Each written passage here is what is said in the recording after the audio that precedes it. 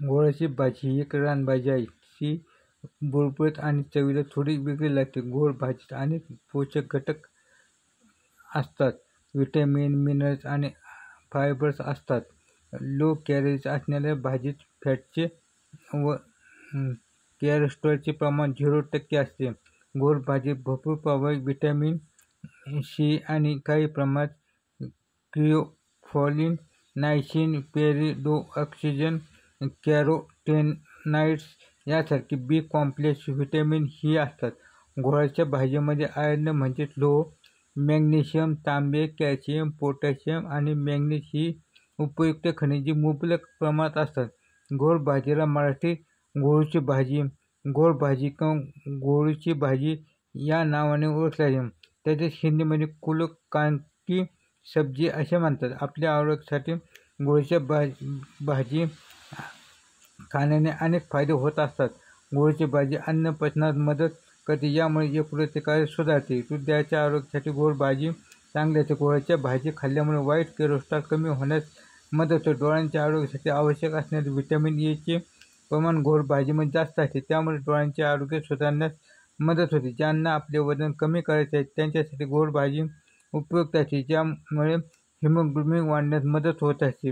घोळ भाजीचे फायदे पाहूया. ओमेगा 3 फॅटी ॲसिड या हृदयाच्या आरोग्यासाठी अत्यंत आवश्यक असणाऱ्या घटकाचे प्रमाण घोळीच्या भाजीत इतर कोणत्याही भाजीच्या मानाने जास्त असते.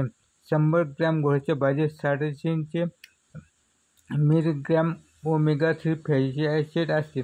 आपण ओमेगा 3 फॅटी ॲसिडचा आहारात समावेश केल्याने आपणास हार्ट अटॅक, पक्षाघात म्हणजेच लकवा, हाय ब्लड प्रेशर यासारख्या आजारापासून संरक्षण होण्यास मदत होते, कारण त्यामुळे वाईट LDL कोलेस्टेरॉल कमी होऊन चांगला LDL कोलेस्टेरॉल वाढण्यास मदत होत असते.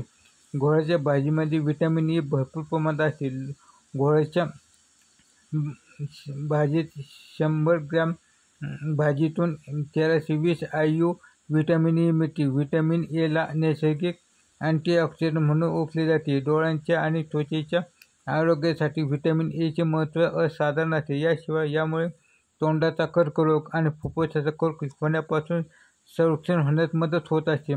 घोळाच्या भाजीला कॅलरी डाएट असून अनेक पोषक तत्वे, व्हिटॅमिन, फायबर्स यामध्ये असतात, त्यामुळे वजन कमी करण्यासाठी आहारात या भाजीचा समावेश करा.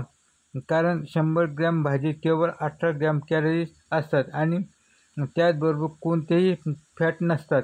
या भाजीत लोहाचे व तांब्याचे प्रमाण जास्त असल्याने हिमोग्लोबिन कमी असल्याने ही भाजी आहारात अवश्य खावी.